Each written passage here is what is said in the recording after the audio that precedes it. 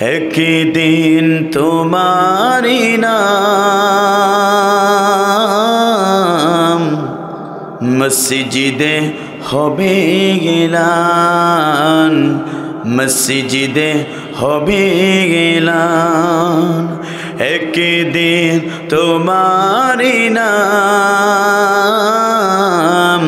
মসজিদে হবে গেলাম, মসজিদে হবে গেলাম। তৈরি থেকো, তৈরি রেখো কবরের মাল সামান। একদিন তোমারি নাম মসজিদে হবে গেলাম। তৈরি থেকো, তৈরি রেখো কবরের মাল সামান।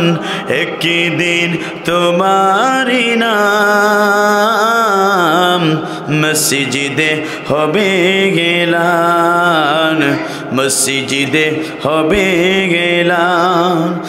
একদিন তোমাকে পরিয়ে কাপন, সঙ্গী স্বজন করিবে দাপন।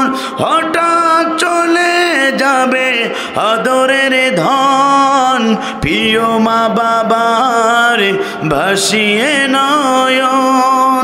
কথা বলুন ঠিক না বেটে? একদিন তোমাকে পরিয়ে কাপন, সঙ্গী স্বজন করবে দাপন। হঠাৎ চলে যাবে আদরের ধন, প্রিয় মা বাবার ভাসিয়ে নয়ন। তৈরি থেকো, তৈরি রেখো সুন্নতি আমল ঈমান। একদিন তোমারি নাম মসজিদে হবে গেলাম, মসজিদে হবে গেলাম। তৈরি থেকো, তৈরি রেখো কবরের মাল সামান। একদিন তোমারি নাম মসজিদে হবে গেলান, মসজিদে হবে গেলান। নামে সমন জারি হলে করবে আটক, বন্ধ হয়ে যাবে জীবন নাটক। বাহাদুরি থাকবে না দেহে যৌবন, ফুরিয়ে বসন্ত আসিবে শ্রাবণ। কথা বলুন ঠিক না বেটে? নামে সমর জারি হলে করবে আটক, বন্ধ হয়ে যাবে জীবন নাটক। বাহাদুরি থাকবে না জীবন যৌবন, ফুরিয়ে বসন্ত আসিবে শ্রাবণ। তৈরি থেকো, তৈরি রেখো কোরআনে জীবন বিধান। একদিন তোমারি নাম মসজিদে হবে গেলান, মসজিদে হবে গেলান, মসজিদে হবে গেলান। তৈরি থেকো, তৈরি রেখো কবরের মাল সামান। একদিন তোমারি নাম মসজিদে হবে গেলান। একদিন তোমার হবে বিচার, লাভ হবে না দুনিয়ার ক্ষমতা। হতে যদি পারো নবীজির আশিক, পুলসিরাত পার হয়ে যাবে ঠিক ঠিক। কথা বলুন ঠিক না বেটে? একদিন তোমার হবে বিচার, লাভ হবে না দুনিয়ার ক্ষমতা। হতে যদি পারো নবীজির আশিক, ফুল সিরাত পার হয়ে যাবে ঠিক তৈরি থেকো তৈরি রেখো জান্নাতি হওয়ার সুপান একদিন তোমারই নাম মসজিদে হবে গেলান মসজিদে হবে গেলান তৈরি থেকো তৈরি রেখো কবরের সামান একদিন তোমারই নাম মসজিদে হবে গেলান মসজিদে হবে গেলান জির করে লা ইলাহা মাইক অপারেটর আপনি মাইক অপারেটর করুন অপারেটর করুন লা ইলাহা সুবহানাল্লাহ আলহামদুলিল্লাহ লা ইলাহা আসমানে আল্লাহ জমিনে আল্লাহ হায়াতে আল্লাহ মাগুতে আল্লাহ লা ইলাহা। আপনাকে জিকির করতে করতে কি কষ্ট হয়ে গেছে নাকি? আপনাদের রাতের খাবার খেয়েছেন তো আপনাদের যে মনে হচ্ছে জিকির অবস্থা তাতে মনে হচ্ছে আপনার সবাই গলা ঠান্ডায় নষ্ট হয়ে গেছে আর দরকার নেই ওয়াজ সেনা শেষ বাড়ি যেতে পারলে তাড়াতাড়ি ভালো হয় এরা অবস্থা নাকি? আমরা গতকালকে আমার প্রোগ্রাম ছিল আপনার রাজশাহী জেলা গোদাগাড়ি থানাতে সারা রাত ধরে কোনো প্রকার ঘুম ছিল না সে জায়গা থেকে কষ্ট করে আসলাম এরপরে সামান্য একটি 1 ঘন্টা ঘুম দিয়েছি এরপরে ফোন আর ফোন এরপরে ব্যস্ততা 2 কমিটি আমাকে পর্যাপ্ত পরিমাণে ফোন আর ফোন এরপরে মেহমানদারি তারপরও আপনাদের সম্মুখে কথা বলতে পারছি আলহামদুলিল্লাহ। আর আপনাদের ওয়াজ করা লাগে না শুধু ওয়াজ শুনতে হয় সুবহানাল্লাহ আলহামদুলিল্লাহ বললে মনে হয় আল্লাহ পাক আপনার প্রতি খুব অখুশি হবে। তাহলে আপনাদের কণ্ঠ সাইডে জিকির করে লা ইলাহা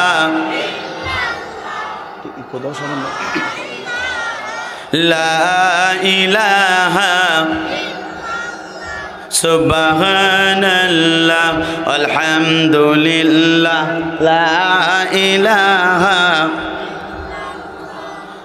লা ইলাহা। কোরআন আমাদের সংবিধান ওরাও সবাই তার বিজয় নিশান। কথা বলুন ঠিক না ঠিক? আপনার আমার সংবিধানের নাম কি? আর জোরে বলেন আপনার আমার সংবিধানের নাম কি?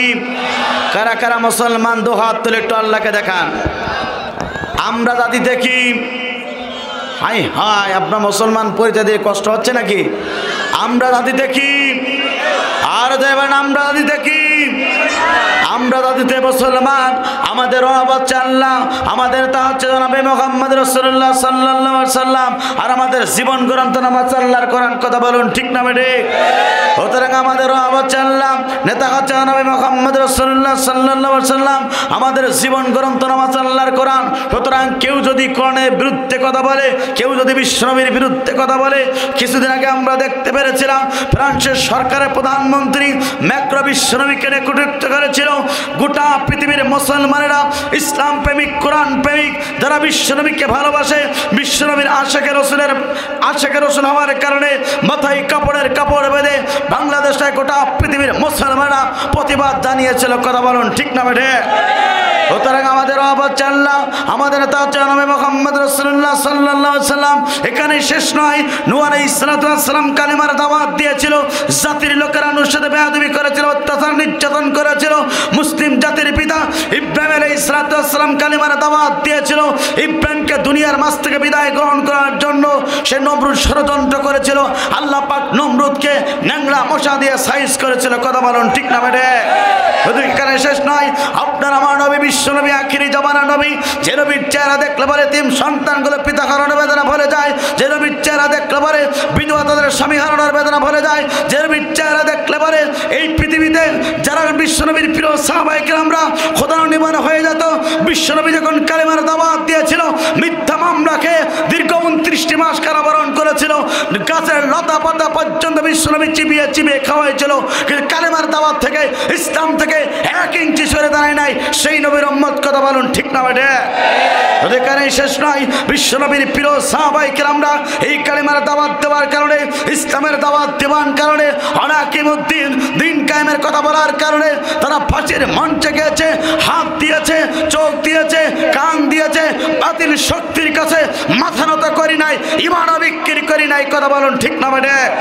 সুতরাং বিশ্বনবীর মতন করে যদি আপনাকে আমাকে রক্ত দেওয়া লাগে, বিশ্বনবীর মতন করে যদি আপনাকে আমাকে মিথ্যা মামলা খাওয়া লাগে, বিশ্বনবীর মতন করে যদি আপনাকে আমাকে অন্ধভাবে জীবনযাপন করতে হয়, বিশ্বনবীর মতন প্রিয় সাহাবায়ে কেরামদের মতন করে যদি আপনার আমার যদি রক্ত দেওয়া লাগে, যদি চোখ দেওয়া লাগে, কান দেওয়া লাগে, মুসলমান কালীগঞ্জের মুসলমান প্রস্তুত। শুধু তাই নাই, বাংলাদেশে আলেমদের মতন করে যদি আপনাকে আমাকে এই পৃথিবীর মাছ থেকে যদি নির্যাতিত হতে হয়, মুসলমান তাতেও রাজি আছে। 1 ইঞ্চি দাবি নাস্তিক দেখে ছাড়বেন না। কারা কারা দুহাত তলে একটু আল্লাহকে দেখিয়ে দেয়।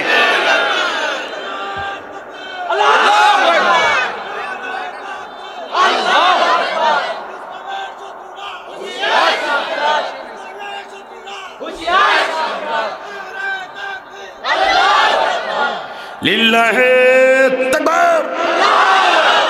কোরআন আমাদের সংবিধান, ওরাও সবাই তার বিজয় নিশান। নেতা আমাদের রাসূলুল্লাহ, লা ইলাহা ও লা ইলাহা লা ইলাহা ইল্লাল্লাহু মুহাম্মাদুর রাসূলুল্লাহ সাল্লাল্লাহু আলাইহি ওয়াসাল্লাম।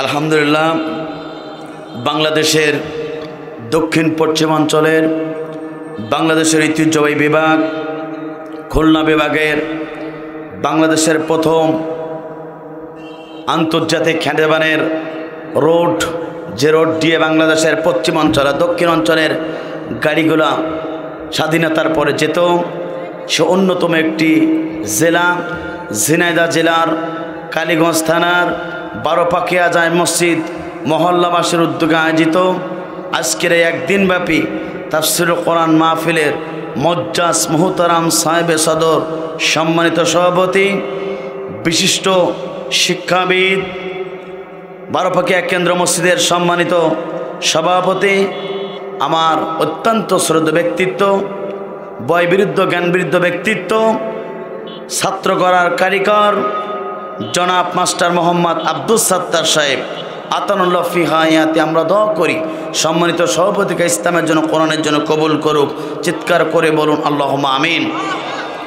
আজকের এই তাফসীরুল কোরআন মাহফিলের সম্মানিত প্রধান অতিথি, মাননীয় জাতীয় সংসদ সদস্য ঝিনাইদহ 4, কালীগঞ্জ এবং ঝিনাইদহর এক অংশ নিয়ে বাংলাদেশের অন্যতম একটি আসন, ঝিনাইদহ 4 আসনের মাননীয় সংসদ সদস্য, জননন্দিত জননেতা জনাব মোহাম্মদ আনারুল আজিম আনার সাহেব, আতানুল্লাহ ফি হায়াতি। আমরা দোয়া করি সম্মানিত প্রধান অতিথিকে ইসলামের জন্য, কোরআনের জন্য কবুল করুক।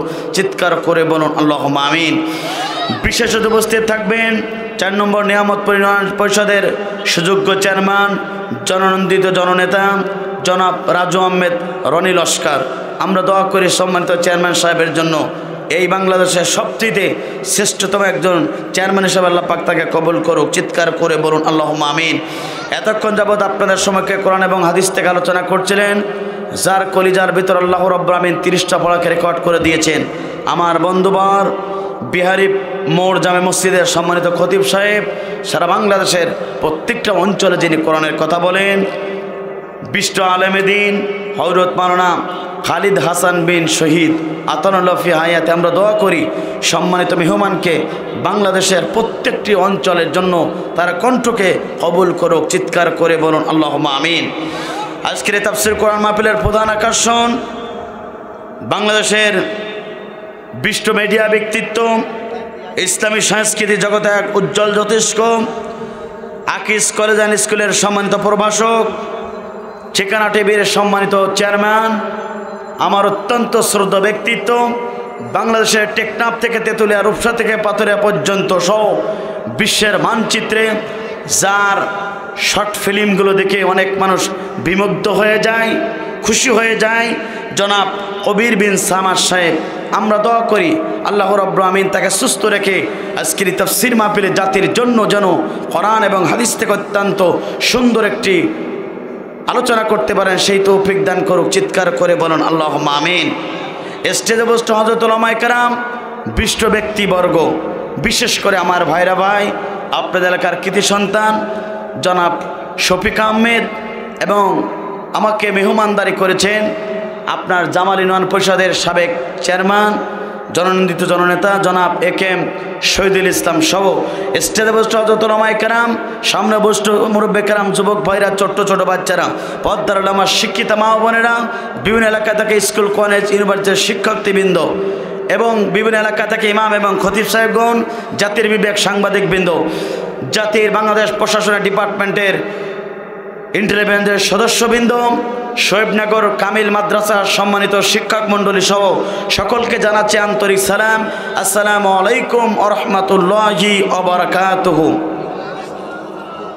সে মহান রবের দরবারে শুকর আদায় করি, যিনি আপনাকে আমাকে রাতের ঘুমকে হারাম করে মহাগ্রন্থ আল কোরআনুল কারিমে আলোচনা শোনার জন্য সালাতুল মাগরিব ইশার নামাজ পড়ে আমরা এই পৃথিবীর সবচেয়ে দামি কিতাবের আলোচনা শোনার জন্য যেমনি আপনাকে আমাকে করুণা করে, মায়া করে, দয়া করে এই পৃথিবীর সবচেয়ে দামি স্থান, দামি মজলিস, দামি মেহমান হওয়ার জন্য যে কোরআনের মঞ্চে আসার সুযোগ দান করেছেন, হৃদয়ের সবটুকু আবেগ অনুভূতি দিয়ে সে মহান রবের দরবারে দিল খোলা শুকর আদায় করি।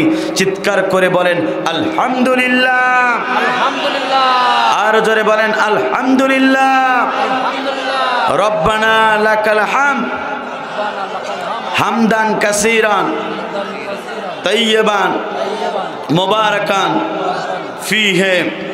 প্রশংসা করলাম কার? আর জোরে বলেন প্রশংসা করলাম কার? সুস্থ থাকলে প্রশংসা করব কার? অসুস্থ থাকলে প্রশংসা করব কার? জেলের ভিতরে থাকলে প্রশংসা করব কার? জমিনে থাকলে প্রশংসা করব কার? মানুষের ক্ষতি করতে, জুলুম করতে, নির্যাতন করতে প্রশংসা করব কার?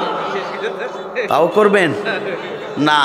আমরা মানুষের প্রতি জুলুম করতে চাই না, বরং একজন মুসলমান আর একজন মুসলমানের বিপদ মুহূর্তে তার পাশে দাঁড়িয়ে যাবে, এটাই হচ্ছে একজন মুসলমান আর একজন মুসলমানের প্রতি হক। কথা বলুন ঠিক না বেঠিক? কিন্তু বর্তমানে জুলুম, নির্যাতন, স্টিম রোলার চালানো আছে না নাই? জোরে বলেন আছে না নাই? যেখানে ইসলামের কথা হয়, যেখানে কোরআনের কথা হয়, যে জমিনের মানুষের আল্লাহর কোরআন মানতে চায়, ইসলাম মানতে চায় সঠিকভাবে, যে জমিনে প্রত্যেকটা দিন 5 বার আযান পরিচালিত হয়, যে জমিনের ভিতরে প্রত্যেকটা দিন এদেশের মানুষেরা আযান শুনে ঘুমাতে যায়, এই দেশে ইসলামের বিরুদ্ধে কথা বলে, কালেমার বিরুদ্ধে কথা বলে, আযানের বিরুদ্ধে কথা বলে নাস্তিকের বাচ্চা আছে না নাই? জোরে বলেন আছে না নাই? কিন্তু একটি বাংলাদেশ সোনালী সমাজ, এই বাংলাদেশ একটি দেশ, পৃথিবীর অন্য অন্য দেশেরা এই বাংলাদেশের দিকে তারা তাকিয়ে আছে। কথা বলুন ঠিক না বেঠিক? এই জন্য আমরা মানুষের প্রতি জুলুম করব না, নির্যাতন করব না, বরঞ্চ একজন মুসলমান আর একজন মুসলমানের বিপদ মুহূর্তে পাশে দাঁড়িয়ে যাওয়ার দরকার আছে না নাই? জোরে বলেন আছে না নাই? এই জন্য আমরা আরেকবার শুকর আদায় করি, চিৎকার করে বলেন আলহামদুলিল্লাহ। দুরূদ এবং সালাম যাপন করি বিশ্বমানবতার একমাত্র দিশারি, বিশ্বমানবতাবিদ, আপনার আমার নবী, নবীদের সর্দার, যে নবী গোটা পৃথিবীতে মানুষের তৈরি করা আইনের গোলামি না করে কেবলমাত্র শুধুমাত্র একমাত্র এই কালিমা কথা বলার কারণে, ইসলামের দাওয়াত দেওয়ার কারণে, আনাকিমুদ্দিন, দিন কায়েমের কথা বলার কারণে আপনার আমার নবী, বিশ্ব নবী, আখেরি জামানার নবী, যে নবীর প্রতি আল্লাহ পাক নিজেই দুরূদ প্রেরণ করেন, যে নবীকে আল্লাহ পাক নিজে হাবিবুল্লাহ বলেছেন, যে নবী আপনি আমার জন্য কিয়ামতের ময়দানে হাউজে কাউসারে পেয়ালানে দাঁড়িয়ে থাকবেন, যে নবীর মান মর্যাদা সমস্ত নবী এবং রসুলের চেয়ে বেশি, যে নবীকে আল্লাহ পাক মেরাজে নিয়ে গিয়েছিলেন, শুধু তাই না, যে নবীর চেহারা দেখলে পরে তিন সন্তানগুলো পিতা হারানোর বেদনা ভরে যেত, যে নবীর চেহারা দেখলে পরে বিধবারা তাদের স্বামী হারানোর বেদনা ভরে যেত, যে নবীর চেহারা দেখলে পরে খোদাত্ম সাহাবীগণ খোদা নিবারণ হয়ে যেত, সেই নবী যখন এই কালেমার দাওয়াত দিয়েছিল, ইসলামের দাওয়াত দিয়েছিল, তায়েফের যুবকেরা আপনার আমার নবী বিশ্ব নবী আখিরি জামানার নবীর শরীর থেকে পাথর মেরে মেরে রক্তাক্ত করেছিল। তায়েফের ময়দানে বিশ্বনবীর শরীর থেকে রক্ত বের হয়েছিল। একটি পরের জন্য ওই তায়েফের যুবকের জন্য বিশ্বনবী বদদোয়া দেন নাই। আমরা সেই নবীর উম্মত, কথা বলুন ঠিক না বেঠিক?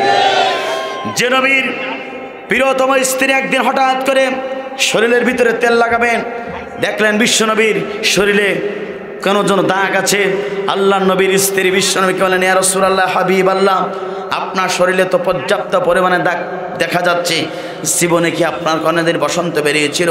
আল্লাহ নবী চোখের পানি ছেড়ে দিয়ে কেঁদেছিল আর বলেছিল, ও আমার প্রিয়তম স্ত্রী, শুনে রাখো, নবী রসুলদের গায়ে মশা মাঝি পর্যন্ত বসা আল্লাহ পাক হারাম করেছে, নবী রসুলদের সাপ বিচ্যুতে কাটা পর্যন্ত হারাম করেছে।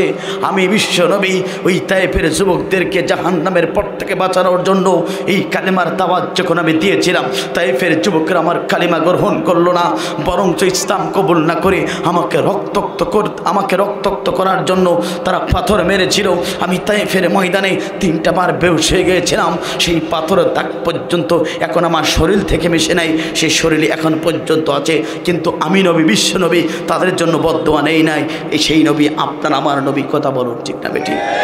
আমার বন্ধুরা, আপনার আমার নবী বিশ্ব নবী আখেরি জামানার নবী, এই কালেমার দাওয়াত দেওয়ার জন্য, ইসলামের দাওয়াত দেওয়ার জন্য উহুদের ময়দানে দান মোবারক শহীদ হয়েছিল। বিশ্বনবীকে লক্ষ্য করে হেলমেট পর্যন্ত ফাটিয়েছিল।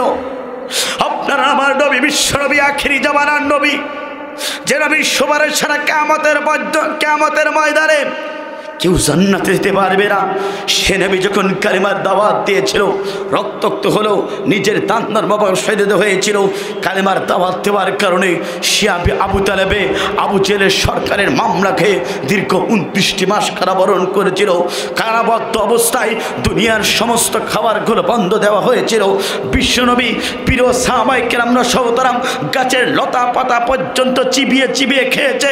শুধু তাই না, গাছের লতা পর্যন্ত চিবিয়ে খেয়েছে। এরপরও তাদের বাথরুমগুলো ছাগলের নেদির মতন হয়েছে। শুধু তাই না, সুদাত্ত ছোট বাচ্চাদের দুধের সেই মাগুলো তাদের দুধ শুকিয়ে গিয়েছিল, বাচ্চাগুলো ছটফট করেছিল। বিশ্বনবীর কানে বলেছিল, ইয়া রাসূলুল্লাহ, হাবিবাল্লাহ, আমাদের বাচ্চাদের আমাদের খাবার বন্ধ হয়ে যাক, তাতে কোনো আফসোস নেই, আমাদের সন্তানগুলোর জন্য খাবারের ব্যবস্থা করুন। আপনার আমার নবী বিশ্বনবী সেদিন পর্যন্ত আবু জেলের কাছে মাথা নত করি নাই।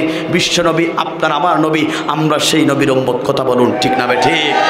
আজকের এই তাফসীর মাহফিল থেকে সে নবীর প্রতি দুরূদ আর সালাম সাহাবী সাল্লাল্লাহু আলাইহি সাল্লাম মাগফিরাত কামনা করি সেসব ভাইদের জন্য যাদের জীবনটা ইসলামের জন্য দিয়েছেন, কোরআনের জন্য দিয়ে গোটা পৃথিবীতে যাদের নামগুলো স্বর্ণাক্ষরে লেখা হয়েছে, জান্নাতের সর্বস্তরে তাদের মর্যাদা দান করুক। চিৎকার করে বলুন আল্লাহুম্মা আমিন। প্রিয় উপস্থিতি, আমরা একটি কিতাব থেকে আলোচনা শোনার জন্য এসেছি। বলুন তো এই কিতাবের মালিককে? এটা আসতে বলেন, আল্লাহর নাম নিলে কি কষ্ট হবে নাকি? তাহলে বলেন তো এই কিতাবের মালিককে? আসমানের মালিককে, জমিনের মালিককে, হায়াতের মালিককে, রিজিকের মালিককে? আপনাকে আমাকে ফ্রি টাকায় প্রতিদিন 518 কেজি অক্সিজেন দিচ্ছেন, তিনি কে? আল্লাহ পাক আপনাকে আমাকে এত সুন্দর স্ট্রাকচার বডি, যার দাম হচ্ছে 2,88,00,000 টাকার, 1 টাকা আল্লাহ পাক গ্রহণ করে নাই, ফ্রি টাকা দিয়েছেন। তাহলে বলুন তো এই পৃথিবীতে আসার পরে আল্লাহর বিধান মানার দরকার আছে না নাই? জোরে বলেন, আল্লাহর বিধান মানার দরকার আছে না নাই? খালি জমিন আল্লাহর, আসমান আল্লাহর, রিজিক আল্লাহর, হায়াত আল্লাহর, আপনি আমি আল্লাহর, অক্সিজেন দিচ্ছে আল্লাহ। সুতরাং এই জমিনে কোরআনের কথা শোনার দরকার আছে না নাই? সুতরাং কথা হবে কোরআন থেকে, কথা হবে হাদিস থেকে। পৃথিবীর কোনো পলিটিক্স এই জায়গায় মঞ্চ নয় যে আমি কোনো রাজনৈতিক কথা বলবো। আমি রবিউল ইসলাম এসেছি কোরআনের পক্ষে ধারক বাহক হিসাবে কিছু কোরআন থেকে কথা শোনার জন্য।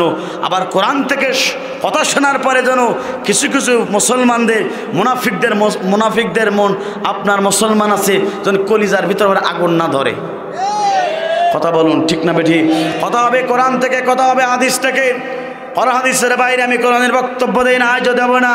পৃথিবীর মুসলমান শুনে রাখুন, এই কোরআনের কথা শুনবে যারা, কোরআনের সুপারিশ পাবে যারা, কোরআনের পক্ষে থাকবে যারা, কোরআন আপনাকে সুপারিশ করবে, কোরআনের করা মানবেন, দুনিয়া এবং সম্মানিত হবেন, আখিরাতেও সম্মানিত হবেন। কোরআনের কথা শুনবেন না, কোরআনের কথা মানবেন না, কোরআনের পক্ষে থাকবেন না, কোরআনের পক্ষে যাদেরকে সহ্য করতে পারেন না, মুসলমান নাম ধোয়ার পরেও আল্লাহর কোরআন কিয়ামতের ময়দানে আপনার আমাদের সুপারিশ করবে না। কথা বলুন ঠিক না ঠিক? তাহলে এই কোরআন মানার দরকার আছে না নাই? জোরে বলুন প্রিয় বন্ধুরা। তাহলে কথা হবে কোরআন থেকে, কথা হবে হাদিস থেকে। কিন্তু আফসোস লাগে, দুঃখ লাগে, আফসোস লাগে, দুঃখ লাগে। এদেরকে কিছু মুসলমান আছে যাদের বক্তব্যের কারণে 18 কেজি মুসলমানের কলিজার ভিতরে রক্তক্ষরণ হয়। কিছুদিন পর পর বাংলাদেশে একজন নাস্তিক জন্ম নেয়। যদি বাংলাদেশের স্বাধীনতার 52 বছর পরে এদেশের অসংখ্য ব্যক্তিরা সমাজদার আসনে আসীন হয়েছে, কিন্তু যদি একটা চোরের বিচার যদি কোরআন দিয়ে হতো, এই দেশে যদি একটা নাস্তিকের বিচার কোরআন দিয়ে হতো, এই দেশে যদি একটি দুর্নীতিবাজদের যদি কোরআন দিয়ে বিচার হতো, এই দেশে ইসলাম বিরোধী কোরআন বিরোধী বক্তব্য দেয় এদেরকে যদি এই কোরআন দিয়ে বক্তব্য হতো, স্বাধীনতার 50 বছর পরে 52 বছর পরে আজানের বিরুদ্ধে কোন নাস্তিকের বার্তা কথা বলতে পারতো না। আজ কোরআন দিয়ে বিচার ব্যবস্থা না হওয়ার কারণে আজকে নাস্তিকরা মাথা চাড়া দিয়ে উঠেছে। সুতরাং তাদের মাথাগুলোকে ভাঙার দরকার আছে না নাই? জোরে বলেন আছে না নাই? কিছুদিন আগে আপনারা দেখেছেন চট্টগ্রাম জেলার ফটিকছড়ি থানার আমার ভাই বলছিলেন, শহীদ আহমেদ ভাই, নাদের খান এবং তার স্ত্রী হাসিনা খান দুজনে মিলে এলাকার আজানের বিরুদ্ধে কথা বলেছে, আমার আল্লাহর বিরুদ্ধে কথা বলেছে। কথা বলুন ঠিক না বেঠি? এই নাদের খান ইসলামের বিরুদ্ধে কথা বলেছে।